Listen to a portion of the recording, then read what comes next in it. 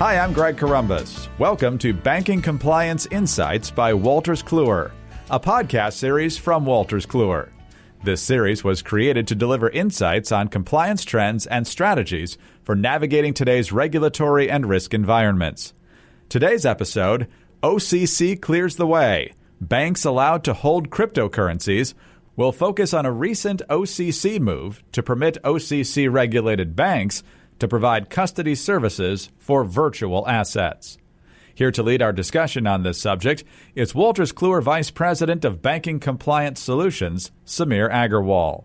And he is joined by Mark White, a Senior Securities Compliance Analyst with Wolters Kluwer's Compliance Center of Excellence. Samir, let me pass the conversation over to you. Thanks, Greg. While investors and practitioners are grappling on how virtual or cryptocurrencies play a role in our financial ecosystem, we're seeing little or no guidance from the Federal Reserve or other regulatory bodies regarding cryptocurrencies. However, on July 22nd, 2020, the OCC, Office of the Comptroller of the Currency, sent a letter number 1170. It permits OCC-regulated banks to provide custody services for virtual assets, and provided other conditions specified in the letter were met. I've invited Mark White, a Senior Securities Compliance Analyst with Wolters Kluwer, to break down the letter and tell us what it means for banks. Welcome, Mark. Can you tell us a little bit about what your role is at Wolters Kluwer and how you entered into the cryptocurrency space? I would be happy to, Samir, and thanks for having me on today. I'm an attorney by trade and a senior securities and senior banking compliance advisor. I got into the crypto space by being fortunate enough to work in a division that emphasizes the emerging trends, which is really fascinating to me. And I also work alongside our consulting group, which is on the front lines every day dealing with these types of issues. So it's a great marriage between practical and theoretical compliance, where we take it upon ourselves to develop expertise in these new areas and get to delve into the underlying regulatory compliance requirements and the associated risks. So when the OCC came out with support for this type of asset, and the letter's quite interpretive, how are you interpreting it? What does it really mean, and what do banks really need to be aware of? Well, it's just a small piece, Samir, of what's really happening today in the cryptocurrency world, in the universe of cryptocurrencies and electronic currencies. Digital assets in general, we don't really know what's going to be happening in the long run with these things. But with this letter that came out in July, we know that the regulators are going to really start to open these markets up. And even though they aren't giving us specific guidance yet, we do see with letters like this that there's no stopping it, that these things are going to start rolling out, and banks are either going to get on board with these things or they're not. So let's draw a parallel, kind of make sure everybody's grounded on what we're talking about and how we're talking about it. I know in conversation that we've had in the past, we talked about a relationship to securities and digital keys that are used in securities. So let's start there, make it really kind of baby steps into what does cryptocurrency mean for institutions. How does this relate to products that are already being used by banks or other financial institutions?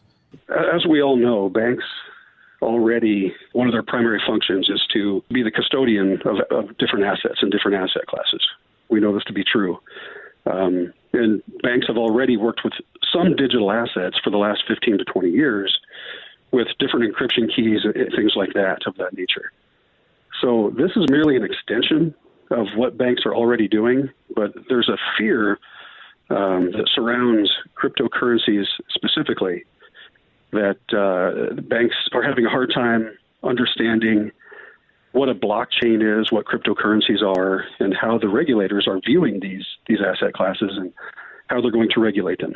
So let's say like we're talking about being in a movie, like a James Bond movie, right? The villain wants some money, and you've got a USB key or some sort of code that needs to get put in there. It's always amazing to me. It's the money transfers immediately.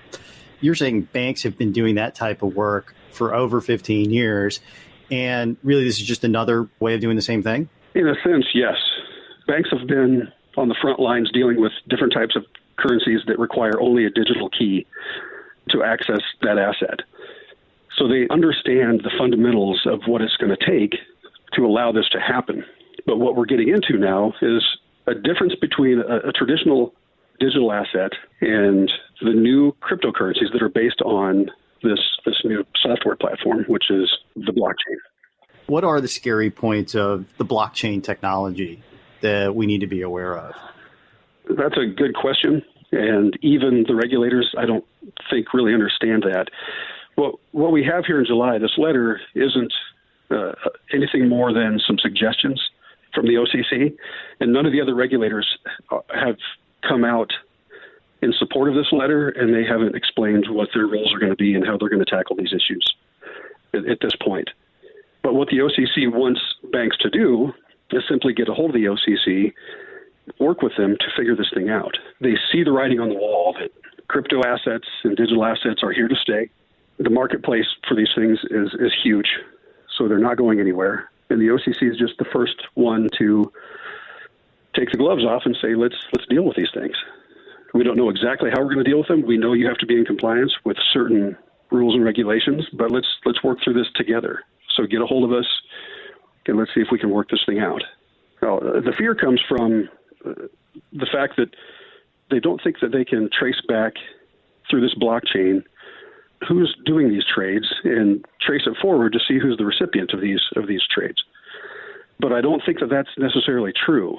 Banks are going to be able to capture the blockchain and see what's happening above it and below it, in a sense, and give them clarity into what's happening, even more so than what they're dealing with now with current digital assets.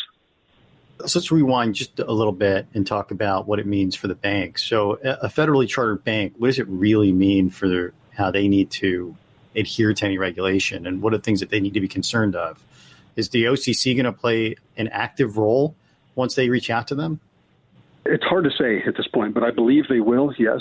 And I think they're going to have to because of the letter's obscurity, that it didn't go into detail as to what banks are going to have to do. You know, they talked about necessitating things like having dual controls. They're going to have accounting controls. There's going to have to be a segregation of duties, settlement practices, physical access to controls. But they talk at a high level, Samir. They're not giving us details on how this is to be implemented. So we know that they're going to have to abide by all the traditional rules and regulations, but we just don't know yet how that's going to look. So lately what I've been hearing is the state of Wyoming has been very accommodating for anyone who wants to become a custodian of cryptocurrencies. Two banks in particular that we've been following have stated a pretty grand plan of how they want to get involved with cryptocurrencies and virtual assets. And I'm curious, what makes Wyoming so unique or so special? Well, Wyoming's a unique state in a lot of ways legally. It was the first state to allow LLCs. And it's just an area where the law allows some creativity. So that's why we get these little hotbeds of these little startup opportunities that come along in Wyoming. And it's not surprising that that's where these things start. It's just a place where legally it's accommodating to these types of ventures. So it's kind of a trial and error world that's being allowed. But do you believe that the regulation is going to be crafted around what we find from that trial and error from a few banks in that state? I don't know. It's hard to say. I think it's going to be a good test site that's going to give us some insight into how this is going to unfold across the rest of the nation, certainly. But as far as the smaller banks that are there that are going to be undertaking this opportunity, I don't know if that's even applicable to the national banks that are going to be looking at these opportunities. The smaller banks, I don't know if they have the bandwidth to bring in-house all of the resources that they're going to need to start these lines of business. They may have to adapt and partner with existing companies that currently do all of the stuff that the OCC is now saying that the banks can do. So it'll be interesting to see how those banks in Wyoming start these lines of businesses, because we just don't know how that's going to reflect on the national banks that want to get into this area as well. What should a bank, or how does the OCC advise a bank on how to adhere to AML or KYC rules in regards to crypto? Well, those details, again, haven't been ironed out. And we've only got one regulator at this point that wants to dip their toe in the water in regards to the cryptocurrencies and the digital assets. So it's going to be interesting to see how they diverge from traditional AML KYC requirements. And I don't know that they even will. At the end of the day, I think it's going to be undertaken the same way that they're undertaking the current asset classes in regards to digital currencies. I don't know how they're going to distinguish themselves from what's currently happening. That's going to be one of the conundrums. Okay. So when you look at this market in its entirety, what's the size of it and what's the growth potential? Well, the growth potential is enormous. It's pretty much limitless as these currencies and digital assets grow. It's been estimated that over 50 million people just in America currently hold some kind of a digital asset in their portfolio. And that's as many people, and this is kind of a strange figure, but as many people have cryptocurrencies as use Uber on a daily basis. So it's everywhere. And the younger generations are flocking to this new type of investment, and it's here to stay. There's no getting around it. So it's an enormous asset class that's just going to keep growing, and there's no avoiding it. The banks are going to get involved someday. Mark, that's a pretty large group of people. And with that means that there's large impact that has potential to do with these virtual assets. And as far as that goes, I want to understand a little bit more about what regulators are most concerned with. And also, as we talk about regulation, how do we maintain law enforcement? That's the million-dollar question, Samir. It's like traditional banking. In traditional banking, we have concerns about human trafficking and money laundering and things of that nature. And with digital currencies, that doesn't change. But we just don't know how we're going to find out how to track all of this stuff. So it's like saying that now there's something more that we have to track. It's not like one or the other or something's completely changing. We've got a new technology that comes in here. I got to monitor the traditional method, and now I got to monitor the new method, but they're disconnected, right? To get a full picture on what's happening, let's say from a KYC and AML perspective, I got to link that together. Is that right? It is. Relate that to banks and their reservations of the new tech. Are they receptive to trying this? Are they not? What's the way that banks are receiving this? Right now, I think banks are just kind of laying back and watching these things develop. And they're probably hoping that somebody jumps into the fray before they have to, so they can have kind of a map to follow and to see how this thing is going to play out. But there's not this big explosion of banks wanting to run down the street and wave their arms and say, come to us, come to us. As far as cryptocurrencies are concerned, that's not the way these banks work. Traditionally, banks are slow to move and even slower to bring on new lines of assets and things of that nature. And they're just more risk averse. We saw that in the early 2000s with the internet. We didn't know how that was going to impact banks. And gosh, a lot of banks thought that traditional banking was doomed. They didn't know how they were going to accommodate this new technology, but that seemed to have worked out okay for everybody. So there's some lessons learned from that event. It certainly is. So and what should somebody think about now? What are the compliance issues that a chief compliance officer would have to think about, or at least start thinking about when it comes to crypto? Well, they're going to have to think about this new technology from top to bottom. They're going to have to think, do we have the staffing to accommodate this? Okay, we're going to take a look at our current compliance system, and do we have the expertise here? Does that exist on our team? And if not, they're going to have to find the right people. And what does that look like? They can either hire people, they can bring people on board that have this experience, or they can partner with other companies as third parties. It's going to be probably different from bank to bank. They're going to have to take a look at their systems, of course, and look at their software and say, can this be expanded on? Does it currently have the potential to bring on this new asset class? So that's going to have to be thought through. And then everything from top to bottom, marketing. If they want to talk about marketing, how do we bring this up to our current clients? Do we want to market this to our current clients and bring on as well as new potential clients? And how do we do that? And are there any marketing restrictions that come into play when we get out there into the space and try to capture some of this market space? It's going to have to be determined from the outset whether these banks want to do this or not, and whether they want to do this in-house with their own systems and their own manpower, or do they want to outsource some of this stuff? There's a lot of decisions to be made. How do you think the industry is going to receive this? Is it something that most folks are going to be embracing, or do you think that the ones that are more risk takers are going to really dabble and try becoming custodians? I think, Samir, that eventually all banks are going to have to embrace this one way or the other. They're going to have to either get on board with this, or they're just going to have to say, we don't want to do it. And I think that would be a mistake for banks to take that position as we get further and further down the road with these things, and more people are buying them as investments and eventually for use for transactions and even point of sale someday. But it's not moving quickly at this point, and that could be due to a number of reasons. This is new. There's a lot of ambiguity surrounding this thing. Not all of the regulators have come out with proper guidance. Some of them haven't said anything at all, which is a little unusual. Typically, when a regulator comes out and takes a stand of this magnitude, this could be disruptive in a sense. It could change things for a lot of people. And when the other regulators don't come out in support of one another, it raises a few eyebrows. We wonder, what are they thinking and how are they going to handle this? In the past, a lot of regulators have simply signed on to what the other regulators have come out with. When one of the regulators is a first, when they come to bat first, other regulators typically follow suit, but we haven't seen that.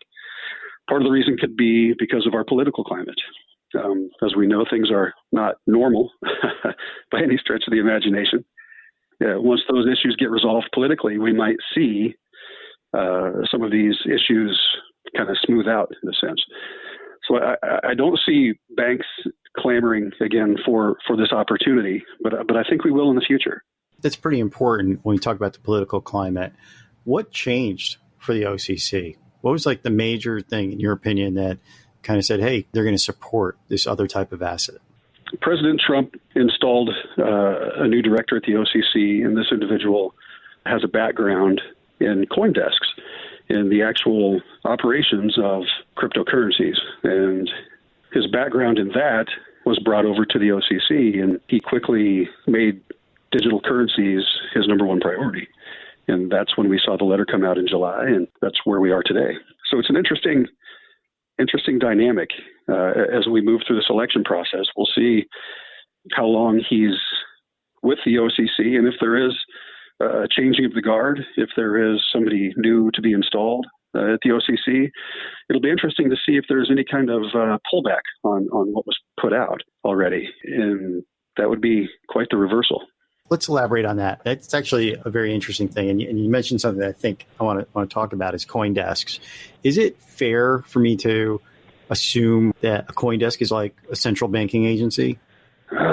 Yes and no.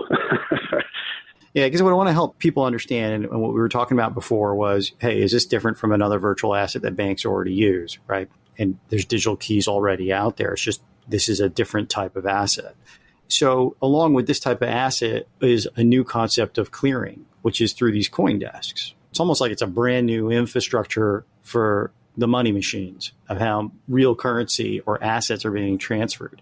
Usually you're not transferring them like this. Like the other virtual assets are not going through their own specific central exchange, whereas this one is. Makes sense. I mean, so I think it becomes less scary, at least the way you have described it to me, where, okay, it's like other virtual assets.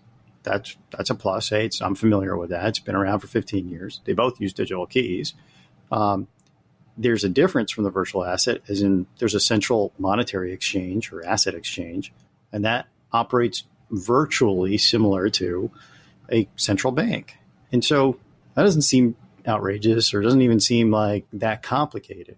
And the blockchain technology is probably one of the higher levels of security for it. Is that right? It is. But since it's new, there's a fear that kind of surrounds it.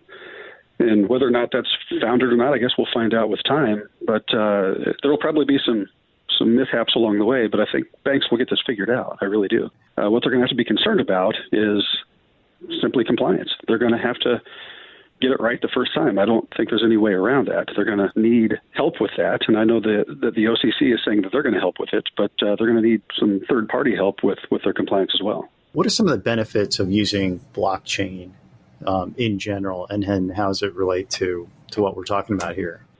Well, the blockchain, as you well know, is simply a ledger that keeps track of all of the transactions in perpetuity. Once one of the blocks gets put in place, it doesn't go anywhere. It can be corroborated from anywhere and by anyone. And that's the beauty of the blockchain. It's a really unique technology. It's pretty fascinating, actually. It's going to allow, in my mind, when the banks finally get a good grip on this thing and they start to understand it, and the compliance issues start to kind of be put in the rearview mirror, I think that they're going to find that blockchain coupled with these digital assets is maybe even more secure than a lot of the traditional asset classes that they currently have. So that ledger is permanent, right? This isn't like my driving record where the points disappear later on. No, these things are embedded in such a way that you'll be able to trace these things back 1,000 years from now. So that becomes very powerful for an end-to-end view and traceability, right? I think that a lot of Correct. the concern has been around not being able to trace, and there may be some solutions that are external to the transaction for KYC and AML, or even just in the entire BSA program that are required. But ultimately, then this actually helps us become more transparent. It does. You're absolutely right. For AML and KYC, I know that the concern is going to be around anonymity, but technically, is that really a concern? What should we know about that? AML and KYC issues typically revolve around anonymity, and that's what banks really are concerned about, is how do we find out who's doing what, when, how, where, and why? And all of their compliance issues center around those questions when it comes to AML and KYC. And the fear with blockchain and digital currencies like cryptos is that banks don't understand yet how they can get around this anonymity issue. And right now, nobody knows this. And it seems to be an insurmountable issue, but is it really? I don't know. And my gut is telling me it's not, because many experts have agreed that the blockchain can actually break down some of this anonymity and give banks and the federal government opportunities to hone in on these transactions, which might lead to decreased instances of fraud and misuse.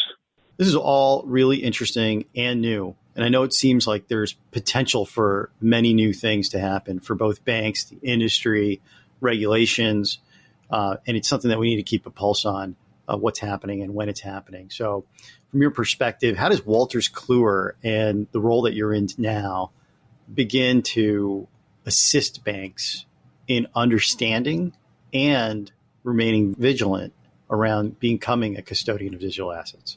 Well, I think that Wolters Kluwer can help in a number of ways. We've got an advisory services team that I work with that's out there on the front lines that works with these types of novel issues on a daily basis. And they're really adept at what they do. They stay abreast of all these emerging technologies, and they can help institutions of any size navigate these waters. We also have some of the best AML and KYC experts in the industry, and these individuals can help certainly lift the veil on some of these uncertainties and help the banks work alongside the OCC to break through and work through some of these compliance barriers that they're facing. Even beyond this, we've got certain capabilities with software where we can assist banks with their software development and formulation, and we can help customize internal controls. From beginning to end, pretty much we can help banks of any size formulate these solutions. That's comforting to know that folks out there are becoming experts at virtual assets and crypto, and also being able to kind of guide along the way. Mark, it's been a pleasure to speak with you today. And thank you for stepping us through some of the initial developments as banks are jumping into this space. It's good to hear that Wolters Kluwer is actively involved in helping customers navigate this space. or even potential customers and just understanding what's happening. So thank you for joining us today, and thank you for the information. I'm sure our listeners are going to truly enjoy the conversation and the insights that you've provided today. It really was a pleasure to have you on board. Well, thank you, Samir. It was a pleasure to be on today. Absolutely. Greg, I'm going to turn things right back over to you. That's Wolters Kluwer, Vice President of Banking Compliance Solutions, Samir Agarwal, joined on this episode by Mark White, a Senior Securities Compliance Analyst with Wolters Kluwer's Compliance Center of Excellence. Wolters Kluwer hosts this podcast and is a market-leading provider of advisory services and technology solutions for optimizing compliance and risk management programs. For more information and additional guidance, please visit wolterskluwer.com or call 1-800-397-2341. Please join us for future podcasts focused on navigating emerging trends in regulatory compliance.